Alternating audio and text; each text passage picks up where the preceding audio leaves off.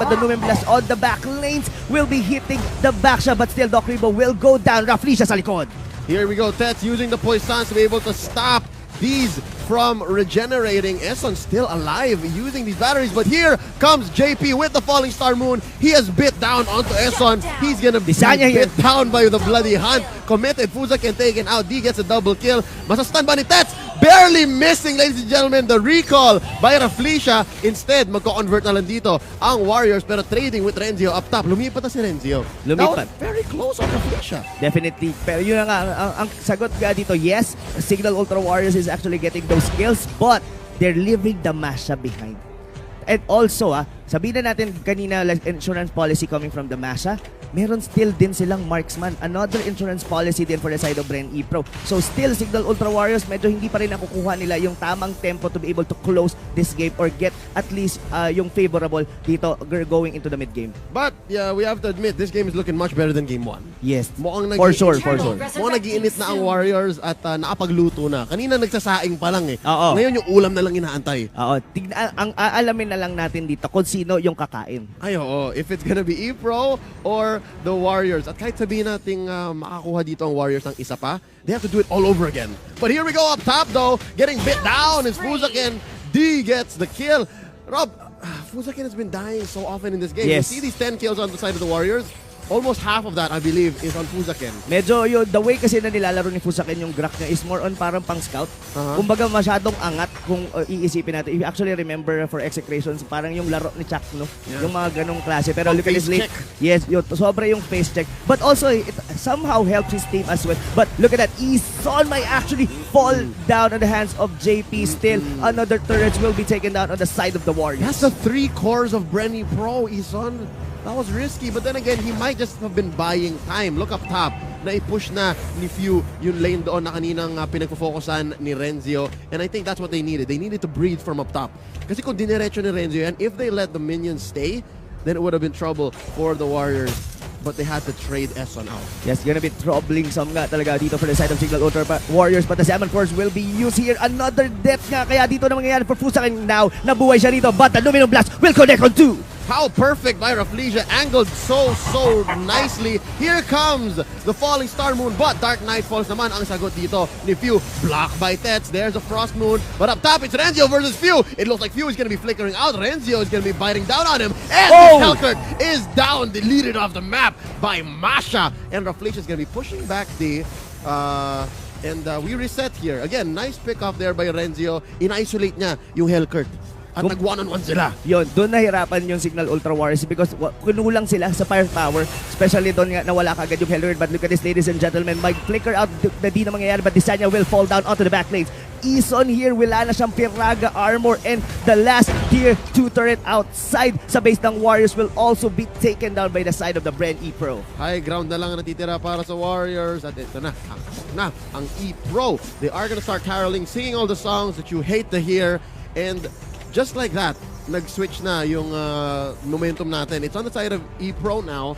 And actually, Warriors are down about 3,000 gold. Lord, resurrecting soon. Kumbaga dito, Leo, medyo on the brink of death dito, Cignal Ultra Warriors. Why? It's all because mahihirapan si Few to do is, kumbaga yung trabaho rito ng isang Hellkurt, pag especially onto the late game, is to stay on one lane for you to be able. Kaso tatauhin na ngayon siya rito ng Masha. So tanggal na kagad yung option nila na yun. But look at here, Tets might still just looking for, and then alam na rin naman nila dito na ano ang susunod na objective dito ng Bren Epro. Oh, there's a Falling Star Moon and the Luminum Blast being committed onto a singular hero. D taken out by Doc Rebo. Was that enough though? Was that the right decision? Renzio going 1v1 against Tets. Poison's already been committed. He is stunned and he is now taken out by Rebo once more. Falling Star Moon again by JP into nothing but air. Eson with the last insanity defensively used. Blocked though by Fuzakin, pero makapag-flip out pa siya. Ladies and gentlemen, the disengage by the Warriors. They cannot afford to fight this fight. They are down 2. And here comes the Luminum Blast. Few barely getting out, using the Dark Knight Falls to be able to retreat. And here we go. That gives Renzio the time to go 1v1 against Lord. Yes, this is gonna be an easy Lord for the side of the Bren Epro. I mean, hirap na dito. Cignal Ultra Warriors, the only way that they could be able to turn this around is a very good defense, especially magmamarch in naman na yung Lord. Kaso nga lang, for sure, hindi naman magsasama-sama. Hindi nila na-utilize even the Revitalize na manggagaling from backsha. Kung nakita mo doon, gumamit sila ng Revitalize, inalisan lang sila ng Bren Epro. They go directly onto the backlane. Dalawa lang naman technically yung kailangan mong patayin sa Cignal Ultra Wars, or even nga kahit yung Hellcurt lang. Yun nga, and now that the Epro squad knows na yun lang kailangan nilang gawin, kailangan nilang hayaan na sabihin natin, gumastos yung Warriors. Wala na silang engagement. After the Dark Knight Falls, after the Revitalize, after the Bloody Hunt, wala na magagawa yung Warriors. So again, you're right. The Epro squad are onto something here, and even a defense, Rob, I don't think even a defense could help the Warriors. They need a good hook. That's one thing na pwede nilang gawin dito sa defense. Sila one good hook coming from deep, but hindi na yata yun mangyayari. Numinum Blast being charged up by Felicia, stunning two members of the Warriors. Down goes Tets. Rebo gets the kill once more. Lord still up, alive. JP with the Falling Star Moon and the Flicker coming in. It is not enough. Salmon Force being committed here. Oh! Great last insanity by Esson. Doc Rebo dropped by Destania, and they are still up still. JP taken out by few. Tumatakbo din si Felicia, Fuzaken, and Renzio. They're all that's left. Traded for Tets, and they are going to be able to defend. Pero, dalawang to rin na wala, top and mid. Yes, I think Bren Epro still get the best of it para sa Cignal Ultra Warriors. Yes, na-depensahan pa rin naman to ng Cignal Ultra Warriors. Kaso, another time na naman. Kumbaga, lalong tumatagal, lalong silang mahihirapan. Why? It's all because dito lalong magkakaroon ng gamit si Doc Rebo, especially as well with the Masha. Kumbaga dito, tatlo yung core dito ng Bren Epro compare dito sa Cignal Ultra Wars, which is the Hellcurt and the Harry. I mean, sobrang tanky nila dito, pero hindi naman kasi ganun kayo kailangan. Kumbaga, kaya silang laruin dito ng Bren Epro, especially with the kite na ginagawa nila. And Fuzaken dito might actually die as well, but he still has immortality. Makakatakas nga kaya. And they're just using time here. They're just buying time. I'm sorry. Just saying, taking out Fuzaken here. Pinatagal lang nila eh. Pinatagal lang nila. And again, you're right. The cores on the side of Epro outweigh what the Warriors have. So, parang kang may utang. Tapos sinabi nung nagpa-utang sa'yo, sige kahit mamaya mo na bayaran. Pero babayaran mo pa rin yun. Oo. Though, kanina on the drafting phase, sinabi natin, but hold that thought. But look at Renzo might actually fall down on the side of Desanya. Meanwhile, onto the backlane. May back-backang nangyayari. Face check into Esson there with the jump out. Oh, he's gonna be popping his immortality here. Nice hook. Not enough to save him. Esson with the safety of the last insanity. Not enough. Falling Star Moon lang ang sagot dyan ni JP. Here comes another Numenon Blast. I think he clicked Purify there. Yes. Kaya tumigil yung hook. Ang bilis ng kamay, no? That is gonna be it.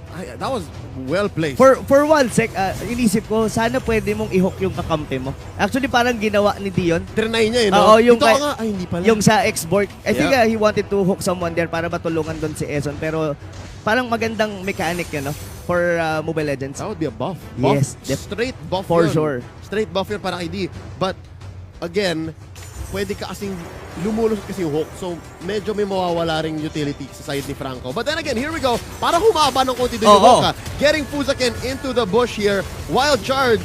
And here comes the Numenon Blast stunning our Franco. D is still alive but not for long. Taken out by Doc Rebo. Medyo nagsisi yata si D doon. Yung kumbaga, sana hindi ko na lang hinatak. Oo. But I'm really thinking kung gumamit ba siya ng flicker doon.